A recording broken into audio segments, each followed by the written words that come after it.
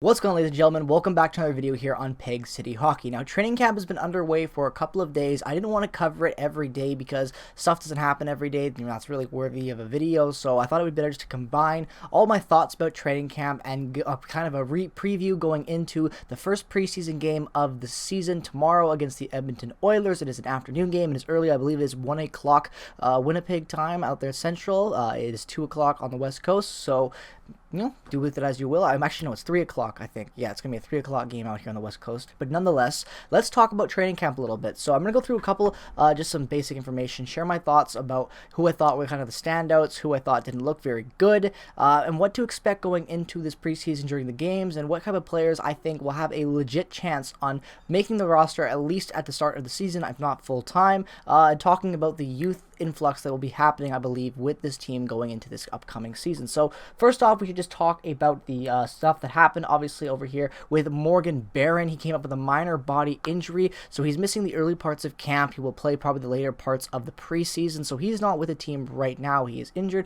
as well as Wyatt Bogdanovic, he suffered an injury in Penticton in the Young Stars tournament. He has been out for about a week as well. So let's keep going forward and talking about some other things. And the stuff I really like to hear is that Bonus was very loud in the second practice on day 2 of training camp. Day 1, it was more of just settling back into things, getting familiar with the new additions, getting the young guys up to speed with some plays and drills. And day 2 is really where you saw Bonus take hold of this team. And he is coming out there and he has been upset with the defense. He has been quoted on multiple times talking about how the defense needs to improve, and he wants to have a pairing of a veteran guy and a younger offensive player on almost all the pairings, which is something that I've been talking about for a long time, and a lot of other people out there have been talking about that too, about getting an influx of youth. Ville Heinola and Dylan Samrock, hell, even Declan Chisholm's a couple years away.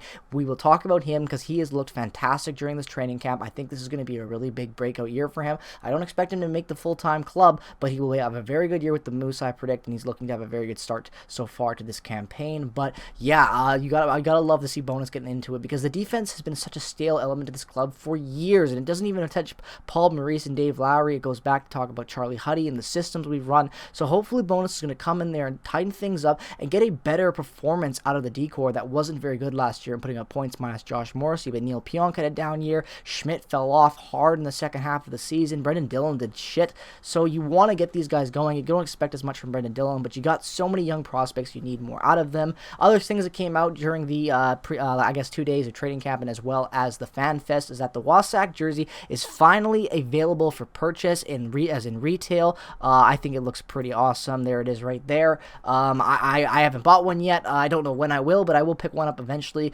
I've been a big fan of this jersey for a long time. As you guys probably know, I put that logo in a lot of thumbnails. I think this is a great jersey. It just looks so clean, and hopefully they'll actually be able to wear it potentially on the Wasack night, actually in the game. That would be incredible if they did that, and I would love to see that happen. Some other news to talk about really is just Rick Bonus talking about the, again, more youth that's been being pushed into this team, which is very important. We need youth in this club. Cole Perfetti jumping in the top 6 is going to be great. Chaz Lucius looked really, really good, and I think he is much farther ahead than a lot of us thought. I don't think he's going to make the club this year. I wouldn't be surprised if he gets at least a look at the start of the season before that entry-level deal will kick in, kind of how Ville Heinola got that look about 3 years ago now. So I don't know. I'm excited to see how this team's going to look, because he's talking about using a lot of young guys. I know it's preseason. That's usually what you do. But Bonus is a coach in the past that has used and trusted a lot of youth in times to mesh with the veterans. And I think that's kind of the stuff we're going to see this year, because the Jets are in this tipping point where if they don't capitalize off the youth they have right now and the guys still under contract,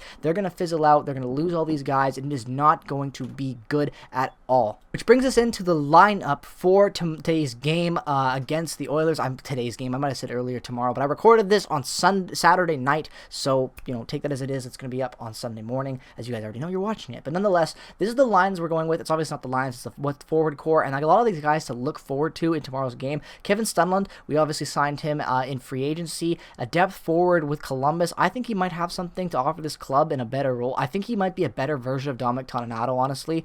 So maybe he'll be something to look for down there in the bottom 6. Look for him to maybe get in those plays, those gritty plays, and look for a net threat presence in him, as well as, his speed and his shot and all that stuff. Chaz Lucius obviously has been great all camp. You want to look for him. Dubois is someone I'm going to be watching a lot. I want to see how he plays. He's been very, nice with the fans, but you all know my thoughts on Dubois, and that ain't changing anytime soon. So, again, Mason Appleton, Mikey Eyssimont, these are guys that I liked last year, and I want to see them play more, especially if they, I don't think Eyssimont has a chance. But, again, he's good depth, and Dominic Toninato, in my opinion, is very replaceable. So, if any of these guys play better than him, boot him out of the lineup and give him the spot.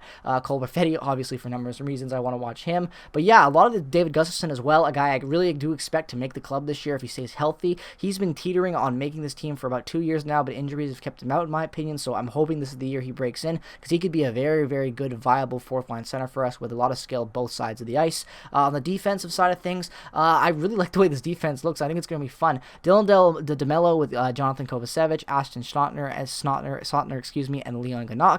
Gavanke, how you pronounce it, I always forget. Declan Chisholm, Kyle Capobianco, who I've heard very good things from Arizona fans from, so I'm excited to see what he brings. I don't know if he's going to be a full-timer for us, but he could be a surprise guy this year. And then as well as the big slug and Logan Stanley. Logan Stanley, a guy I'm going to talk about really quickly. I've heard that from people that have been at this camp that he is slowly playing himself into the ECHL. I've heard that apparently from guys that were there watching the training camp today live at the Iceplex that this guy was out there getting made to look like a bum from third-pairing defenseman in the AHL. He just did not look good at all. So even though I know there's a lot of Logan Stanley fans out there, this is good in my opinion for the team, because Logan Stanley's been lucking into a spot in games for a long time just because of size. So hopefully this is going to be a new chapter in Winnipeg Jets hockey where skill comes first, and we really develop this defensive core to use their offensive plurality and just go out there and score goals and be dynamic and become more of this modern NHL team we're seeing go deep in playoffs with a very versatile defensive core as well as a very versatile offensive core as well. So I'm very excited to see how this lineup's going to perform. I think this was a really good training camp. There's just a good vibe right now about the team. Like, I've got no expectations about this season. I don't give a shit about anything. The Howard Chuck statue unveilment's going to be coming up pretty soon. Preseason hockey's starting. It's going to be a fun little bit of time because there's no expectations right now. Last year we had tons of expectations after the trades that were made. We expected success, and we didn't get that. This year we got no expectation riding this club. So, if you want to go in just to watch some hockey, which I want to do this season, especially after how sad last season was with all the bullshit, I'm looking forward to this year, because if the Jets suck, I didn't expect anything. We'll sell off assets. It'll be an interesting trade deadline and season. Hopefully we'll get a good draft pick and we'll be able to rebuild a little bit. I love this team and I always will, but this is a good teetering point season for this team. There's a lot of interesting things that could happen. It could go south quickly. It could go very well quickly. I don't know, but I'm interested to see how this preseason is going to shape out. So tomorrow against Edmonton in Edmonton, I'm not going to be able to watch the game fully at times. I'm going to be out doing some personal stuff tomorrow, so the game recap reaction is going to be coming out probably about 4 or 5 hours after the game ends. I'll do it as quickly as I can. I will watch as much of it as I can too, as I will be out of the house, but we'll see how, how that is sometimes. I always find a way to watch it. Also, shout out because David Ritchie from my previous video, if you remember that, but nonetheless, David Riddick is going to be starting. Our first look at him, the new backup for the Jets, and Arvid Holm will be backing him up. 2 goalies that I'm interested to see play next season and during the preseason. So, like I just said, I'm interested by a lot. It was an interesting preseason. Pre-camp, whatever you want to call it. So preseason starts now. It's going to be a good one. Can't wait to see this game. Jets are back, baby. Let me know what your thoughts are on this video down in the comment section below. As always, I love to read your comments. Make sure to follow me on Twitter, Instagram. Check out all the affiliate links down in the description below. Have a great rest of your day. Peace, love, and positivity as always. And go Jets, go. The season has just begun, baby.